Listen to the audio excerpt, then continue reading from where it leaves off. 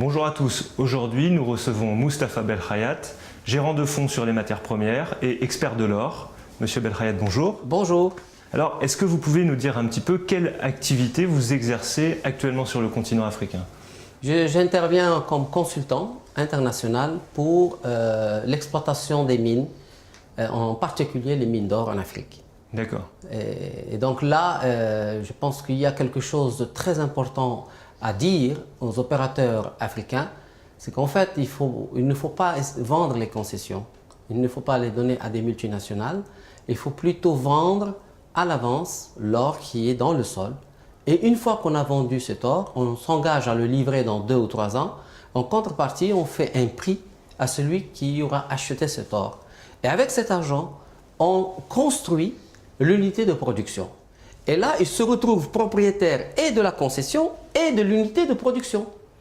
Donc aujourd'hui, ce qui se passe, on assiste à quoi? On assiste à une multinationale qui arrive en Afrique, qui investit, disons, 100 millions, mais qui récupère 2 milliards par an. Et à terme, juste pendant 10 ans, 15 ans. Pour moi, ça, ce n'est pas un partenaire, c'est un prédateur. Il faut dire les mots tels qu'ils sont. Toujours sur l'or, où se trouvent les potentialités fortes en ce moment sur le continent? En fait, le continent africain est un scandale géologique au niveau de l'or. On peut trouver de l'or, bien sûr, au Mali, en Guinée, au Burkina Faso, et évidemment en Afrique du Sud. Mais maintenant, il faut descendre à 5000 mètres de profondeur pour aller chercher l'or en Afrique du Sud, donc il revient très très cher. Mais sur pratiquement tout le continent africain, en Afrique centrale, par exemple, nous avons de l'or. Il y a un potentiel très important, non seulement d'or, mais de cobalt, de zinc et de manganèse. Donc le sous-sol africain est un sous-sol extrêmement riche. Il est temps d'envisager une ingénierie financière pour permettre à l'Afrique de rester maîtresse de ses richesses. Alors, vous, en tant qu'analyste et expert sur les matières premières, qu'est-ce que vous conseillerez au continent, à l'Afrique, pour justement améliorer cette exploitation?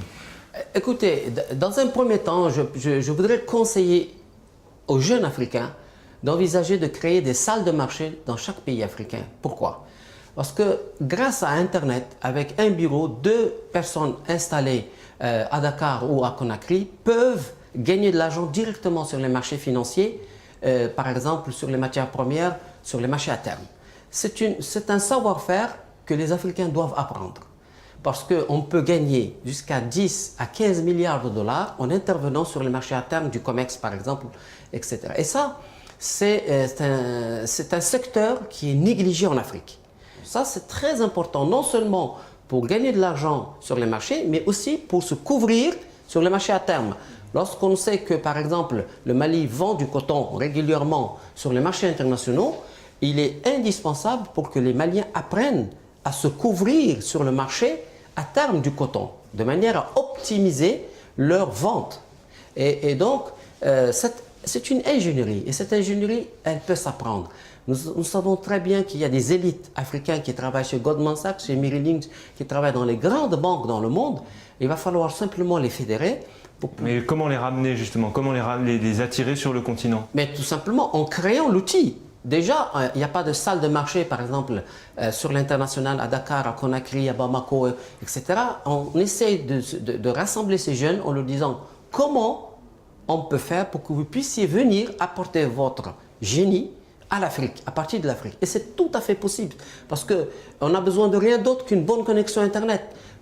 Exemple, moi je suis rentré au Maroc et je gère, depuis 10 ans, et je gère 2 fonds d'investissement sur l'international, à partir de mon pays, des fois à partir d'un village, ce qui est extraordinaire. Donc on est aujourd'hui sur une dimension internationale qui peut nous permettre d'intervenir sur les marchés traditionnels de Hong Kong par exemple, de Zurich, de New York, tout en étant chez nous en Afrique.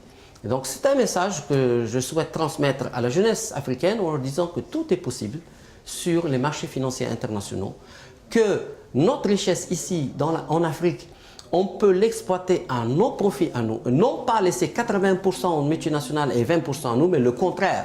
C'est-à-dire que nous gardons les 80% et nous leur donnons 20% parce qu'ils vont nous aider à exploiter.